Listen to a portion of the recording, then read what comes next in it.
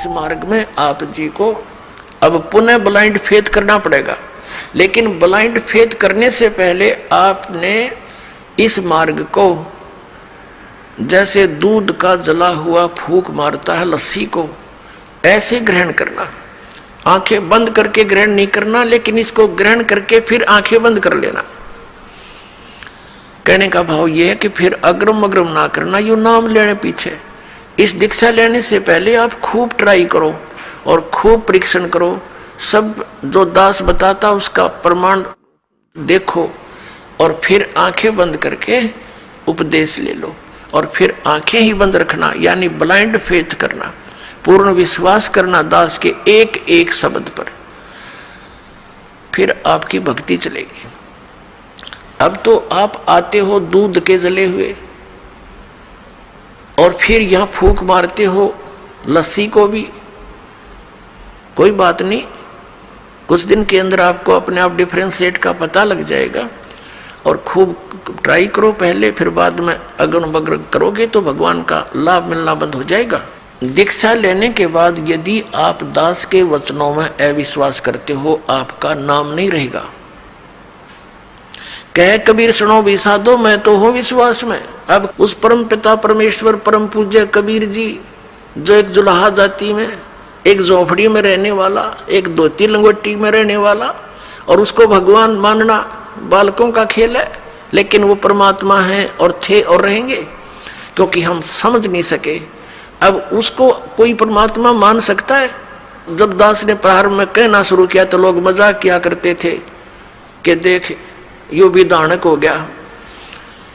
अरे भले हुए कृति, हम तो लेट हो गए दानक होने में, हमने तो पहले होना चाहिए था जब पता लग जाता था। कहने का भाव ये था कि दानक का अर्थ है कबीर पंथी। उस कबीर पंथ परमात्मा परमेश्वर के द्वारा दिए हुए वे ऑफ वर्शिप पे, उस रास्ते पर चलने वाले तो हमने पहले बन जाना चाहिए था। हमारे दादे परदादों ने बन जाना चाहिए था। वह भूत बने फिरे नकली संतों और पंथों, इन गुरुओं के शास्त्र विरुद्ध ज्ञान को सुन सुनकर अरिबुन के श्राद्ध निकलवावे, वह भूत बने फिरे आप खावें, क्योंकि तुम्हारे पिताजी स्वर्ग में दुखी हो रहे हैं। अरे स्वर्ग की तो हो गया जहाँ दुखी हो रहे हैं, लोग ना नरक में डलवा दिए उल्टी साधना करवा के, और फिर आप पेट भरें और श्राद्ध के तुम्हारे पिताजी खावें। वाह भाई वाह। तो कहने का भाव ये पुण्यात्मा, शास्त्र विरुद्ध साधना करने से हम बहुत हानि उठा चुके हैं।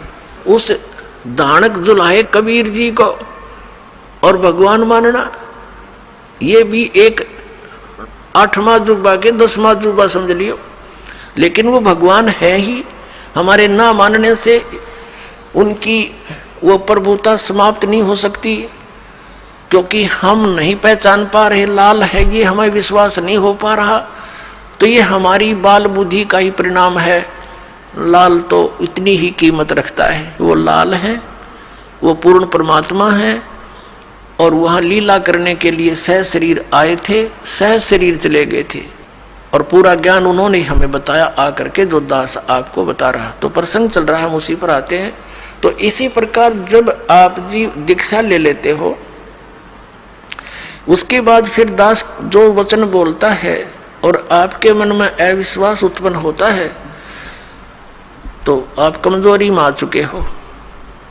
क्योंकि आप कितने दिनों से भक्ति कर रहे होगे, जब से जन्म हुआ। पवित्र हिंदू धर्म में तो शायद कोई ही व्यक्ति ऐसा होगा नास्तिक जो भगवान नहीं कहता हो या उसको नहीं मानता हो। वैसे तो मुसलमान धर्म में भी भगवान अल्लाह वो सभी मानते हैं, ईसाई धर्म में भी मानते हैं, हिंदू धर्म में भी मानते हैं। और आप कितने दिन से ज्ञान सुनते आ रहे हो, और दास जो भी ज्ञान आपको सुना रहा है उनके एक पॉइंट को क्लियर करने के लिए 3-3, 4-4 प्रमाण देता है। और पहले आपने जो अज्ञान सुन रखा था उसका कोई सिर पैर नहीं, और आपको स्वीकार्य था। अब ये क्यों अग्रम अग्रम इतनी हो रही है आपके माइंड में, काल को ये चिंता बनी रहती है, कहीं ये इस मार्ग पर दृढ़ ना हो जा और इसका बेड़ा पार ना हो जा, तेरे हाथों से ना निकल जा। तो पुण्यात्माओं, उपदेश लेने से पहले दास ने बहुत सुविधा उपलब्ध कर रखी है। जिन दिनों में सत्संग होता सत्संग सुन करो, फिर परमात्मा ने दया बख्श रखी है, एक पवित्र टीवी चैनल पर उसने साधना के ऊपर शाम को 8 बजे सत्संग आता है, वहां सुनते रहो। कहने का भाव ये है कि आप जी पहले कति कंसेप्ट क्लियर करो, जब आओ यहाँ पर और नाम लेकर फिर जो सही दृढ़ होकर आते हैं उनको कुछ चंद ही दिनों में परमात्मा के वो चमत्कार शुरू हो जाएंगे। क्योंकि कनेक्शन ले लिया बिजली का, कनेक्शन लेते ही आपके पंखे चलेंगे, सब कुछ ठीक चलेगा। यदि कनेक्शन लूज हो गया, ना पंखा चलेगा ना कोई और सुविधा, उस पावर से होगी। जो पावर सत्र का काम है तो पावर से ही होगा। तो इस प्रकार आपका अगर कनेक्शन लूज रह गया, यानी आपका नाम खंडित हो गया, तो मालिक की पावर आपके घर पर या आपकी बॉडी में काम नहीं करेगी। इसके लिए परमात्मा ने बताया है कि अनंत कोट बाजी जहां अमन रचे सकल ब्रह्मांड ही, कहे कबीर मैं क्या करूं ये काल करे जीव खंड। कि मैं इतना समर्थ हूं। परमेश्वर कबीर जी कहते हैं अनंत कोट बाजी जहां मन रचे सकल ब्रह्मांड। और कबीर साहब कहते हैं, आदरणीय गरीबदास साहिब जी को कबीर साहब ने यह ज्ञान दिया था, ये वाणी गरीबदास साहिब जी की है कि कबीर साहब ये कहते हैं, गरीबदास जी उसका समर्थन कर रहे हैं कि कबीर साहब ये कहते हैं कि मैं क्या करूं, युग काल मेरे से जीवों को खंड कर लेता है, इनके नाम खंड करवा के फिर मेरी पावर वहां काम कर नहीं सकती, ये ऐसा कर देता है। तो आप इसे सावधान हो।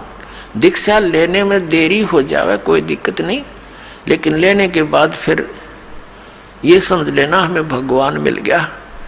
और फिर गुरु जी को परमात्मा के तुल्य मानना पड़ेगा, तब आपकी प्रॉब्लम सोल्व होएगी।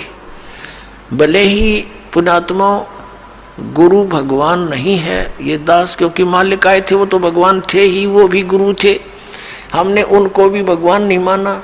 लेकिन इस दास को आपने भगवान मानकर ट्रीट करना पड़ेगा, तब आपको सफलता मिलेगी। जैसे गणित के अंदर एक प्रश्न आता है ब्याज का, ऋण का। उस ऋण के अंदर क्या होता है कि हमने मूल धन खोजना होता है, बच्चों ने मूल धन प्राप्त करना होता है, वो प्रश्न ऐसा होता है। तो उसके अंदर मानना पड़ता है, मान लीजिए मूल धन 100 रुपये, वो मूल धन 100 रुपये होता नहीं, वो तो करोड़ों की संख्या में होता है।